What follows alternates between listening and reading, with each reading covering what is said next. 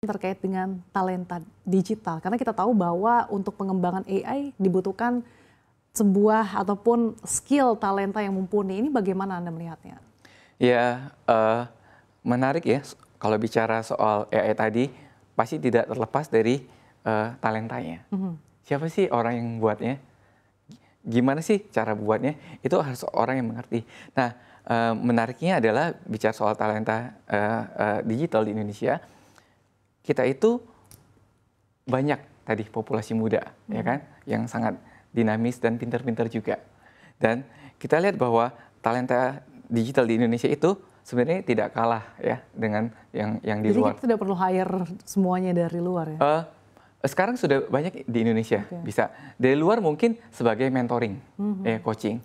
Pastilah kita perlu ada transfer knowledge juga. Misalnya nih, saya tuh pemain pingpong. Kalau saya supaya jago main pingpong kan nggak bisa mainnya itu aja. Perlu mungkin saya lawan negara luar ya yang jago supaya untuk sparring partner aja. Tapi tetap kita harus mengembangkan talenta digital lokal. Nah, di Goto Group sendiri tuh kita sudah punya banyak talenta digital lokal. Lebih dari 500. Jadi kita memang sudah kembangkan itu.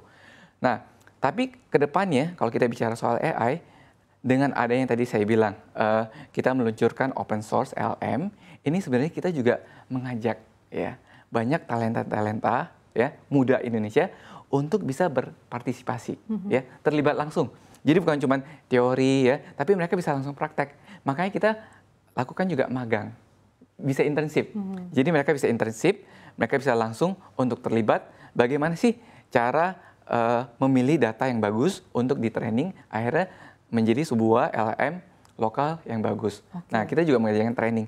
Terus kita juga mengadakan bootcamp. Ya, jadi banyak bootcamp. Kita baru-baru ini juga mengadakan namanya bootcamp untuk associate product marketing ya, supaya orang juga ngerti gimana cara membuat suatu produk yang bagus ya, produk teknologi. Dan juga dengan Komdigi kita juga pernah mengadakan hackathon juga, ya hackathon. Jadi kita menginvite lah banyak talenta-talenta ya, terutama bibit-bibit dari universitas. Makanya tadi di pembicaraan awal saya bilang bahwa kita partner banyak universitas, kita mengundang mahasiswa-mahasiswa ini ya untuk bisa datang ya kerjasama bareng Goto untuk membuat model ini. Oke. Nah, selain talenta digital, komponen-komponen apa lagi sih yang penting untuk bisa mengoptimalkan pemanfaatan AI di Indonesia? Nah, kalau kita bicara soal buat suatu AI, apalagi AI yang powerful, yang bisa digunakan seluruh Indonesia itu pertama tadi talenta. Kedua kita juga perlu data. LLM itu adalah suatu model kecerdasan buatan yang dilatih dengan data yang cukup besar, ya, sehingga bisa memahami, menghasilkan dan merespon bahasa manusia secara alami. Nah, itu perlu data. Dan yang ketiga juga perlu infrastruktur. Penting juga karena untuk melatih model-model ini, kita perlu namanya GPU. GPU itu graphic processing untuk unit ya. Jadi memang perlu GPU yang bisa mentraining ini. Jadi GPU itu juga membutuhkan tenaga listrik yang cukup besar juga.